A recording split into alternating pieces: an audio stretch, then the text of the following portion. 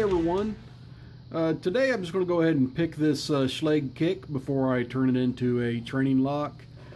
It should be a pretty good kick. I'm pretty sure it's got some spools in it, so should be better than your standard pinned up lock.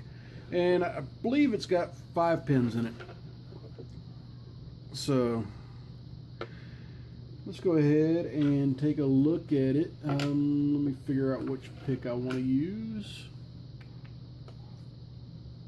I think I'll use my standard Euro hook here. And as you can tell, I made me some pry bars over the weekend. So no more complaining about not having any.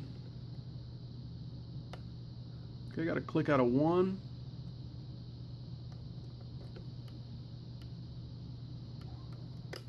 Got to click out of 5. A little bit of false set.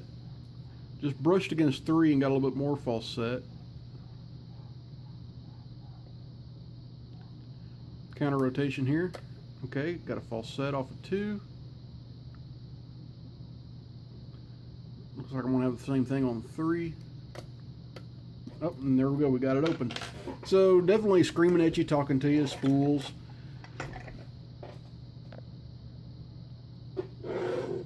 Alright, so let me go ahead and get this unscrewed here.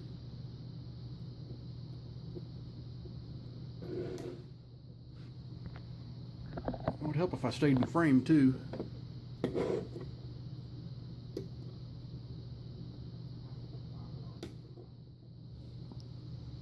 Okay, that's awesome. Actually, that kind of helped out for a second.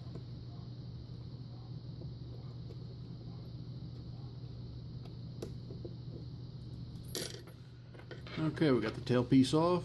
Take that out. Take that out.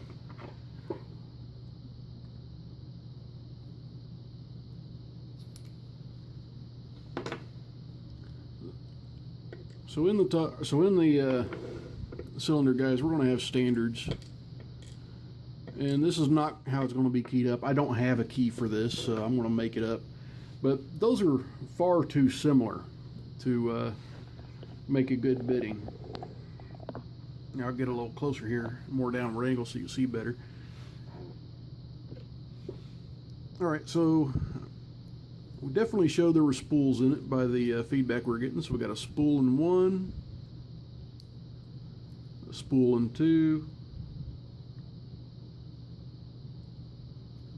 a spool in 3, a spool in 4, and a standard in 5.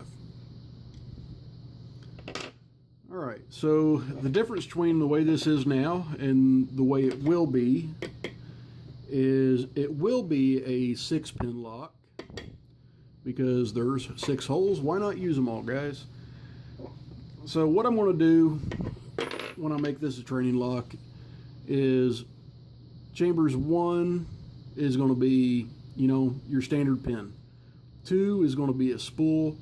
3 is going to be a serrated. 4 is going to be a homemade serrated. 5 is going to be threaded with a homemade spool. And 6 is going to be threaded with a homemade serrated. And it's all going to be tapped up top here. So if it's a little too difficult straight out of the box, you can go ahead and pull out some pins if you want. And I'll throw a couple of extra pins as well. This lock will give you a little bit of a feel of what it'll actually be like to pick a challenge lock, because it's going to have homemade pins and it's going to have some threaded chambers. So kind of a mid to high end training lock for you. All right, everybody, I've got the training lock finished. I've got everything. It's going to be coming to you if you win it, pinned up just like you see here. It's going to have standard spool, homemade serrated, homemade double spool, serrated combo, T-pin, and pin and pin. And it's also going to have varying degrees of spring tension with different types of springs. The first 3 pins on the front are going to be all standard pins. Then you're going to have a serrated, a spool, and a short, stubby, single serrated.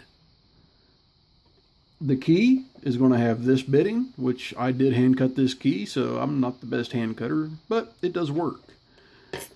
So, in case you're not the best at picking, and, you know, this is for beginners after all. Beginners with a want to try to pick something more.